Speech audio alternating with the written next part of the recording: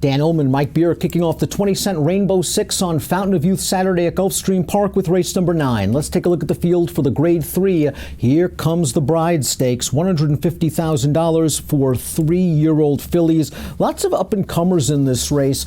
Mike, a lot of upside potential. Abscond, the number 7, kind of a known commodity. Grade 1 winner of the Natalma last year. Yeah, I like that about her in this race, just because you sort of know what you're getting, whereas with some of the others, they still have a lot to prove. With Abscond, you kind of know how good she is, and she's pretty good.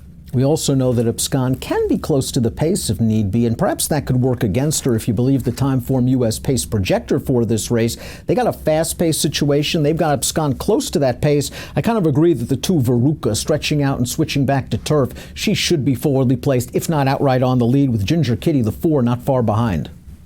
Yeah, I can see the 2 showing some real speed in this race. We'll see what she does back on turf for the first time since her debut, but I feel like they're going to be forward with her.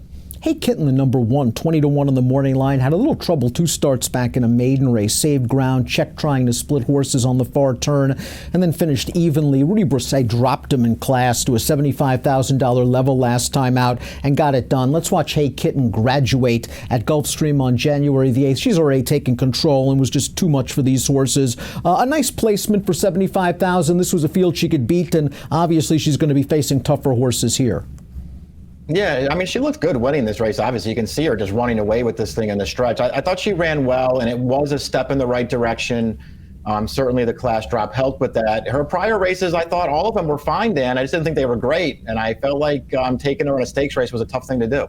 Veruca is the number 2, trying a distance of ground for the first time and getting back to turf. Let's go back to her one and only race on the grass. Her career debut at Keeneland, going 5.5 furlongs. She got a really nice trip, saving ground in behind the lead. She's just eased to the 2-path right now, and she finishes okay for a first-time starter. She graduated on dirt in start number 2. Last time out in the Gasparilla, maybe that race really wasn't the right spot for her. I think she's a turf horse, but this is a big, big ask.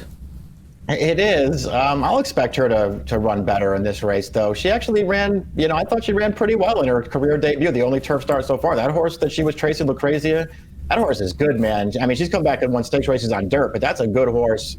And this filly, I thought, showed enough in that race to at least consider her in this race. It's all about whether she can relax on the lead or if the pace is too hot. Declaration Warrior is the number 3. This is a really nicely bred filly who won last time out at Gulfstream on January the 19th. We'll watch that race right now. She got up close to the pace. She's the number 10 on the outside in those salmon silks. She's going to make the lead and go away. The pace is going to be likely faster in this race against tougher horses, but the horse that she outgames the runner-up, that horse came back to win a maiden special at Gulfstream with a 75 buyer.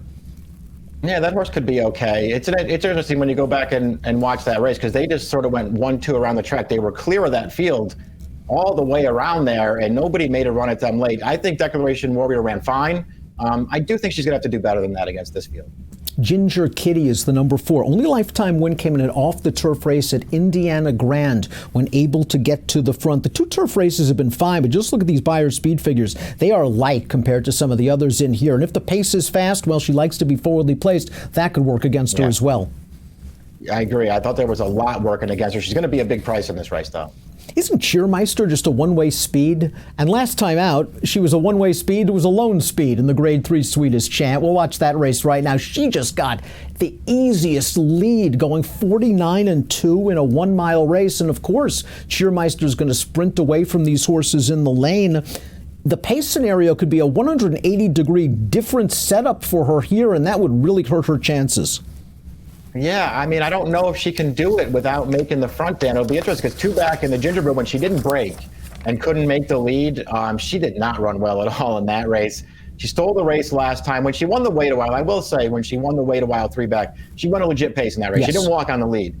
So maybe she can just speed to the front and keep going. But, man, it feels like this is going to be tougher for her. That's really the key. Can she get to the front? I'm assuming that Harumi is going to put her on ascend. Maybe Veruca will take back. I expect Abscond to take back. The 6 is In a Hurry, and In a Hurry added Lasix for her seasonal debut for Shug McGahee. And like a lot of these Shug horses, you give them a little bit of time off the layoff. They run well. I liked what I saw from this filly last time out. It was a short field of 5 on January the 31st. She's in behind horses in the white with the red sleeves. She's going to split them right here. And after Leparoux drops the whip, she still goes about her business in a professional manner. I just think she's going the right way. Yeah, me too. This was a step forward. I like the way that she just sort of wins this on her own at the end. And I actually felt like, I know it was a slow race. I thought her maiden win at Laurel was a good effort too, because they actually went pretty fast in that race, in the middle part of the race. And she got outpaced a little, but she still came with a really good run in there. Here's the big name in the race, the number 7 Abscond, Grade 1 stakes winner in the Natalma.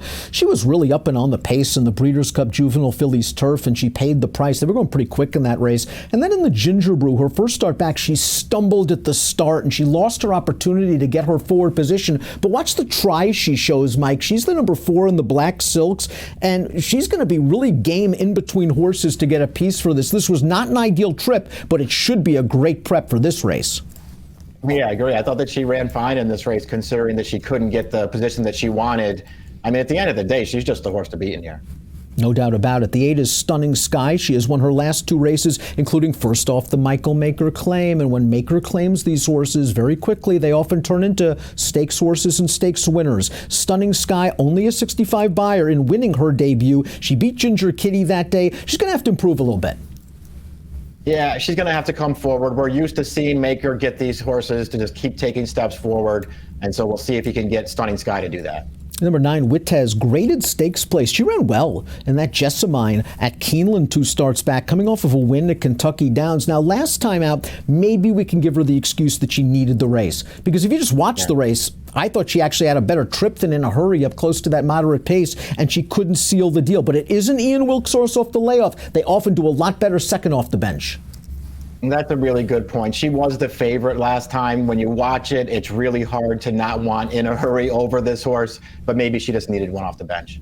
Lucky Polly's the number 10 for Mark Cassidy. I thought she did some good things last time out. Now, she got a wicked pace to run at, and I think that might have helped her out because her first 3 races were okay, but certainly not at the level of this performance on January the 26th. She's on the outside. She was mid-pack, 4 wide and in between horses on the backstretch. She went after this leader early, and she's just going to go by. You see the fractions are very fast, 45 and 2, 109 and 3. I think that the fractions helped her in this race, but I also think she's getting better and she's not completely out of this. Yeah, I agree. I think she's getting better. And listen, she might get another fast pace to run into here, and that's going to really help her chances. She took a step forward in that race we just watched.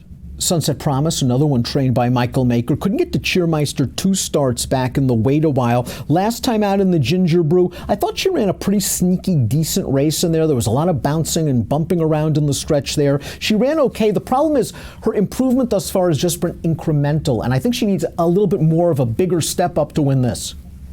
Yeah, that's what I thought too. I don't, really have any knocks on her. I think her overall form is pretty good. And she did run okay last time. I just didn't really love her in this race, and Post 11 didn't do her any favors. Lost Ticket to me is the X factor in this race because if Bill Mott has her ready, I would expect major improvement in her first start as a 3-year-old. This is a more than ready filly that sold for a lot of money as a yearling. $400,000. She ran to a pretty good one, I thought, in Antoinette in her debut. Let's watch her second lifetime start for Bill Mott at Aqueduct on November the 22nd. Red Cap, the number 1. She's got to get to the outside. She's got to get clear. And once she sees that daylight, she starts running. Yeah, she does. She's still a little green in this race, but much better than she was first time out. And you saw it once that she got daylight in front of her. I like the way that she finished in here. Then I thought it was a step forward. I think she has even more upside. The post position did not do her any favors, and the layoff could work against her too. But I think there's a chance this filly turns out to be pretty good. I'm going to use her. She has a lot of long-term potential. If not this race, keep an eye on her down the road. She beat 2 next down winners in that race. Both of those horses, though, won on dirt. Let's take a look at our picks for the Grade 3 Herecomesthebride Stakes. We agree in this one. We both like In a Hurry. We like the way she finished. Shug wouldn't be putting her in a graded stakes race unless he likes her as well. I went 6-2, 10-7. You're going 6-12, 7-5. We're hoping for a good, fair pace and for this filly to keep moving forward. Yeah, making maybe one more step forward for this filly, and I feel like if there is a pace in front of her, she'll come running. Kick off the 20-cent Rainbow 6 on Fountain of Youth Saturday at Gulfstream with the Here Comes the Bride. It has an approximate post of 3:28 Eastern. Good luck.